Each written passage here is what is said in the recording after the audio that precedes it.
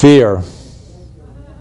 Fear and ignorance. And unfortunately, fear and ignorance is driving a lot of the conversation in America regarding immigrants in this country, particularly immigrants from the Middle East, particularly immigrants that are Muslim. Well, today I have with me James Nadio, who has a group that I'm a part of that is sponsoring, will be sponsoring a family, hopefully from Syria, but that's not set in stone, but we're sponsoring a family. There are many families in Connecticut already that have been sponsored by other groups that live in our state. And James is going to talk about the vetting process, which is extensive, incredibly extensive, and all of that within the context of fear and ignorance, which is, at this point, the real enemy. James? Thanks, David. Thanks for having me. Tell us about, what do you want to talk about first, fear and ignorance or the sponsorship? Yeah, we could talk about the sponsorship. We could talk about how I got involved in this whole process and, by extension, how you did. Yep. We had our first meeting back in October of 2015 and trying to rally the community to get behind the idea of co-sponsoring a family, and what that is financial support, sort of boots-on-the-ground support for a family that would come and get placed after being vetted as a refugee family. I think it's been going very well. I think we've been generating a lot of momentum, raising funds, getting backing, getting the support of the community, which has all been great. One of the major things that has been, talked about sort of from the counterpoint perspective, I think that we all have this view of we want to help people and do the right thing, and, we're all one global people. We're not sort of delineating based on a belief system or skin tone or anything like that. It's the people that are specifically in Syria going through a civil war. They need help, and I think that's why we together sort of responded to that call. The process to become a refugee, to become designated as a refugee, is an arduous one. And I'd say from beginning to end, it takes an average of 2 years. It is, I always say that the refugee population is probably the most highly scrutinized group of people who ever set foot in this country. And that's because in order to become designated a refugee, first you have to go through the vetting process with the UNHCR. That's the Refugee Council that oversees the global population. Yes. That takes roughly 12 to 16 months, maybe sometimes more, maybe sometimes less. There is all sorts of background checks involved, biometric screenings, paperwork that needs to be filled out. And if there are ever any questions about somebody's fitness, or if there is the potential for there being a lie or something that they're withholding or they don't know, they don't qualify to come to the United States. So after they go through that initial phase, it's another, say, year to year and a half to be vetted by the United States State Department and all of our various security agencies, Homeland Security, the CIA, FBI, etc. So we're talking about roughly 2 years to 2.5 years that these people wait for an opportunity to come start a new life in our country. So it's a very, very intense process of screening and security. So where are they while they're going through this process? Largely they're in camps. They're in designated camps because they have already escaped persecution, civil war, etc., wherever they are, be it in Central Africa, in the Middle East, in Afghanistan. We've even heard stories of people in Russia. It's not just in the Middle East or in Africa. It is a global issue. There have been 60 million people displaced, which has been the most since World War II. So this is really an epidemic. That's a huge number for certain. Yeah. Yeah, and the United States supports Syria, and we have supported Syria. We've given them, I believe the number was $4 billion last year in aid. So, we are doing our part to help quote unquote, over there. But, I think when push comes to shove, I think that we, at least for me personally, I wanted to do more. And that's where the co-sponsorship came in, and finding out a way to actually affect change locally on a person-to-person level, and not just writing a check to the Red Cross or to another agency to help deliver aid, in the countries that are affected. I wanted to do something to actually, work here. It's true that the money part, Americans are very giving very giving nature. Absolutely. And it's easy to gather up, in our case, a few $1,000s to get a family started in the process. Because, of course, they have to come here. We have to find them a place to live and pay for that for a short period of time. while they get acclimated, while they get jobs, while their family gets acclimated, kids in school, and all the things that go into living in a country that you're not used to. But that's the money part's the easy part. But I think it's very admirable you're getting involved in this, because the hard part is actually support. Right. Taking care of them, not monetary support, but the support of having people available to spend time with them, to help them go grocery shopping, help them get acclimated into the schools, and things of that nature. That's a lot more time intensive, and I guess we have many people in our group at this point. 20, 30, 40 people. Yeah, around 35. Okay.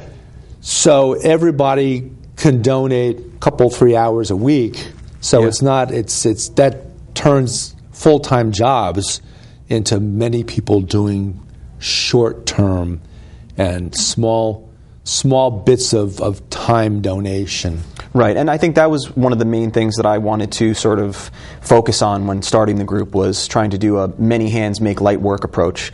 I knew that it was way bigger than me, and that's where I promoted it online to try to get some backing, because I don't belong to a local congregation, and so I didn't have sort of that network to plug into. So it was sort of just a broad call to whomever wanted to participate, and I've been very proud and happy with the response that it's generated, with getting 35 people from 4 different towns, some in congregations, some not. People who are retirees, people who are in their mid-20s. It's been a very, very multicultural. It's been really, really great. And you're right. I think the funding part is the easy part. It's figuring out how we can help acculturate and acclimate people to a new culture, a new country, and really help them succeed. And I think that's what going through the training at IRIS in New Haven was one of the things they focused on, was that it's not just a one-time thing. This is a commitment. We have, as co-sponsors, we have to be there for the family, not just on day one, open their apartment up and say, here you go, welcome to America, and then never talk to them again. It's way more involved than that. And that's where it's going to take the full team to do it, and we have the subcommittees developed where people are focusing on different things based on their interests, based on their skills, based on their time and availability. What are some of those teams? Could you go over those briefly? Sure. Yeah, we have one team that focuses on transportation, so that's going to be the team that helps them figure out the bus lines and Metro North if it comes to that, or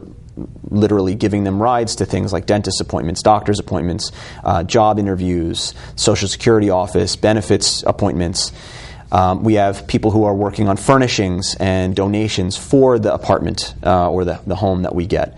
And that's just what it sounds like, getting furniture, beds, couches, small appliances.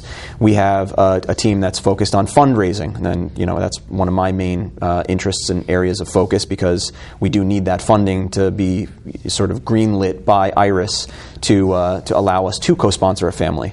Do we have the fundraiser established enough so you can talk a little bit about that, about when it is, where it is? Sure. Yeah. Well, we've already had the online fundraiser. That's ongoing. We've I've been blown away by the support that we've generated there. We've raised over $4,500 in about a week.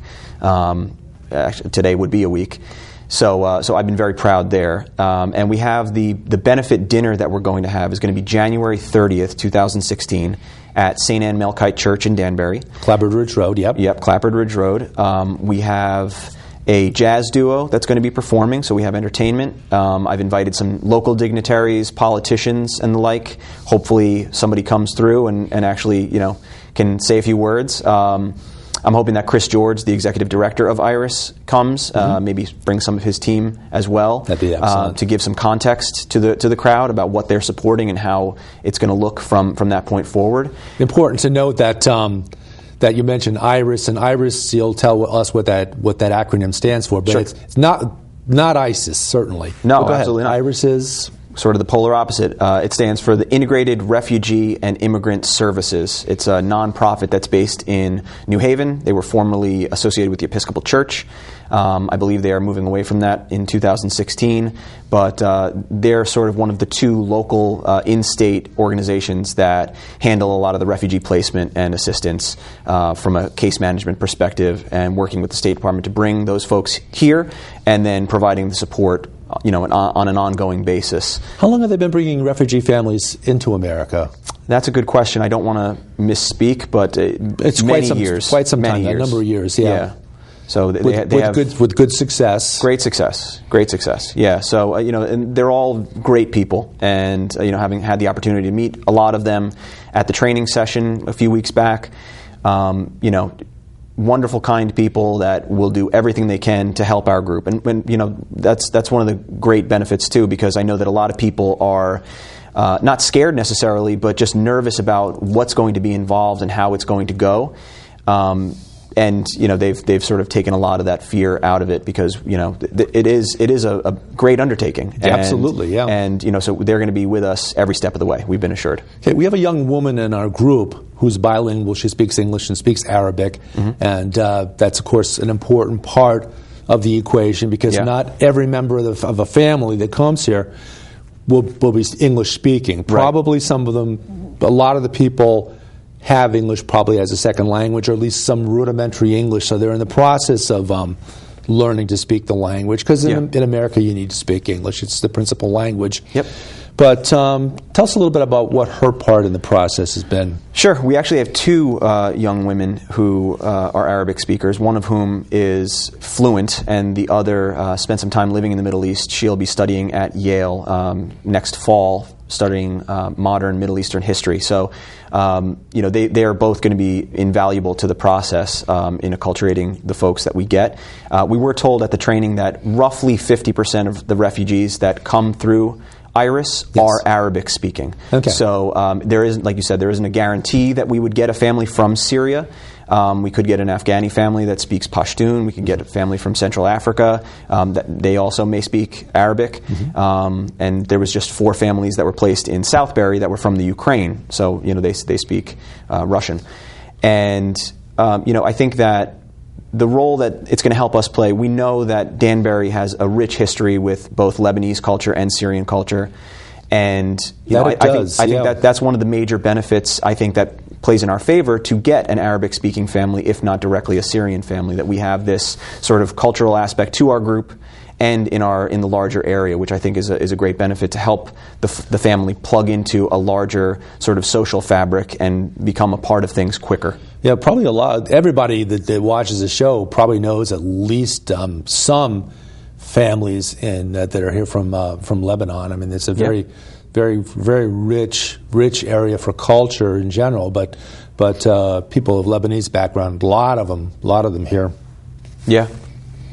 No, absolutely. I think two of the most prominent family names in Danbury are the Bezaids and the Najames, and those are very prominent, business people and good people, pillars of the community. Absolutely. There's the Lebanese Cultural Center in Danbury, which I have family members who attend. So, I think there is a close-knit group in Danbury that only serves to benefit our chances of getting a Syrian family.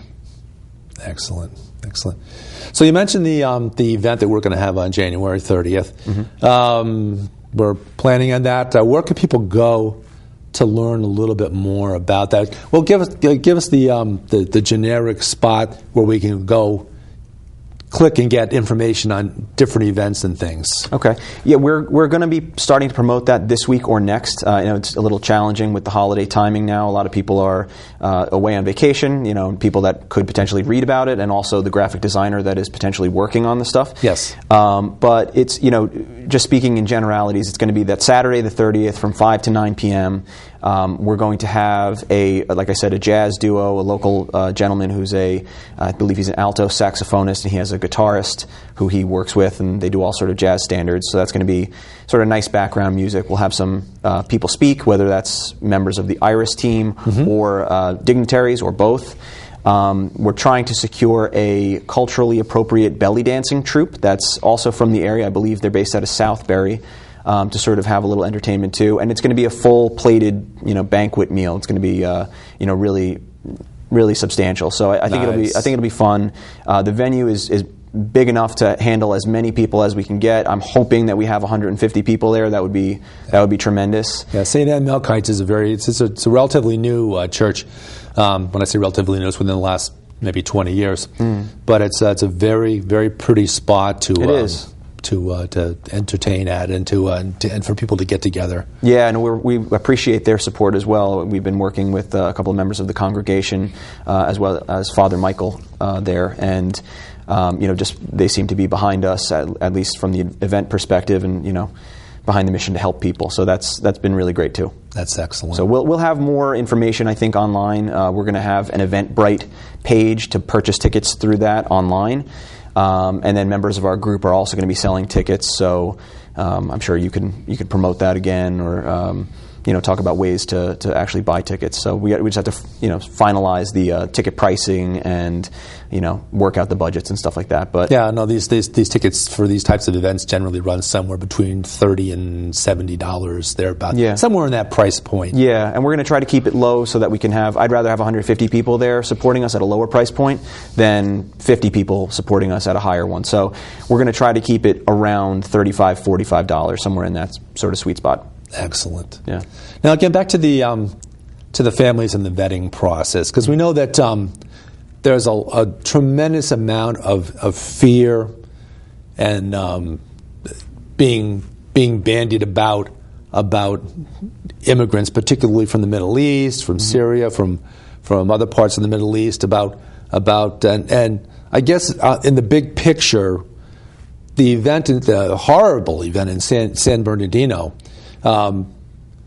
It was horrible, but if you look at the numbers of folks that are in this country that are of Muslim faith, that are from the Middle East, the millions and millions and millions of people, and to have that event and those the bad apples that were involved in it, in context. We have a great Muslim population, a great Muslim group in America, and I think that you could speak to that.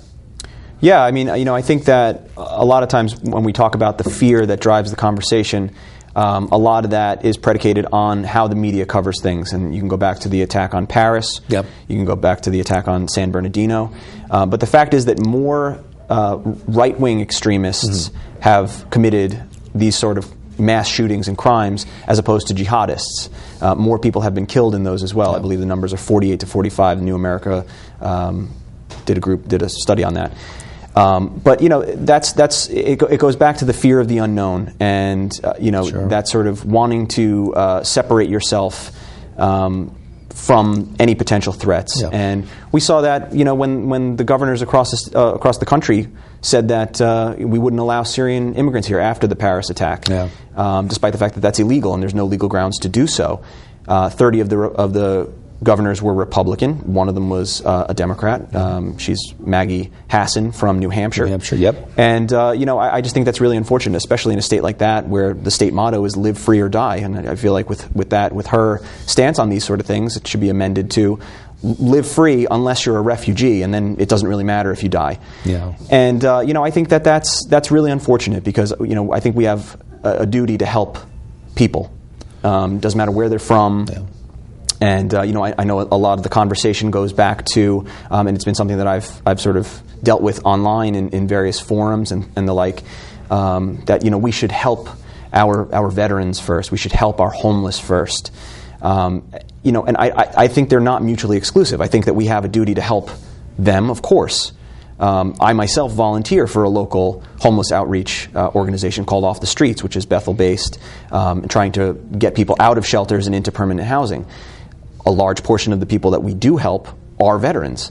So I don't think that I don't think you have to choose necessarily. Correct. And I sort of make a comment about it. That's why we are trying to find a cure for cancer at the same time that we're trying to alleviate poverty, that we're trying to work on education reforms, that we're trying to work on ending hunger, that we're trying to get Curb Your Enthusiasm back on the air. We can tackle all these problems at once. I think that we have the bandwidth as human beings to we don't have to be so myopic. And we can certainly multitask. Yeah. Now, I'm a devout Christian, and my challenge to the Christian community has always been, look at the Ku Klux Klan, who espouse themselves, who claim to be devout Christians, who claim to be Christians, and the things that they do.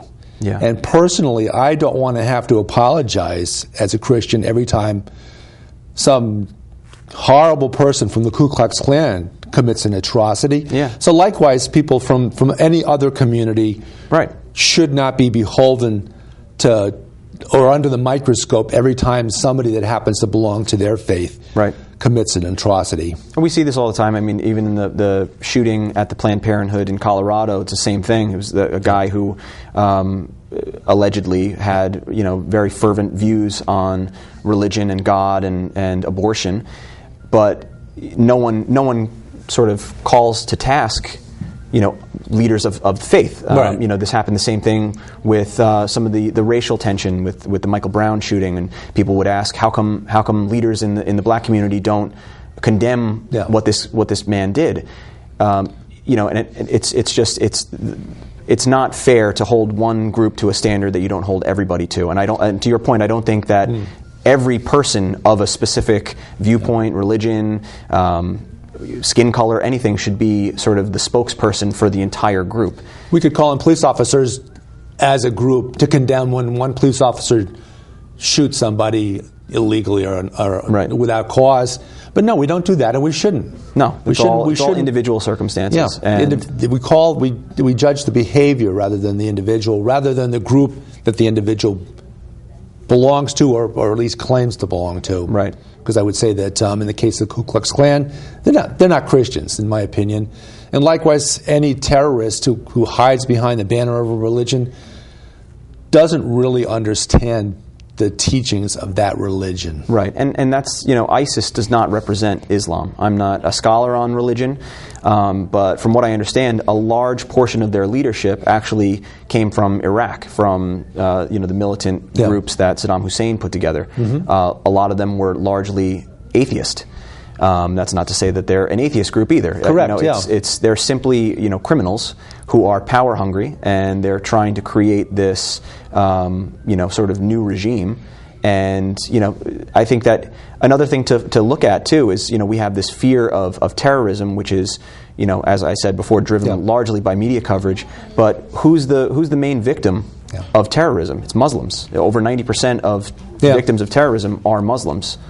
And ISIS's main enemy is Muslim apostates, people who aren't any longer, or following it to a doctrine that they agree with. So, it's important to look at that in context.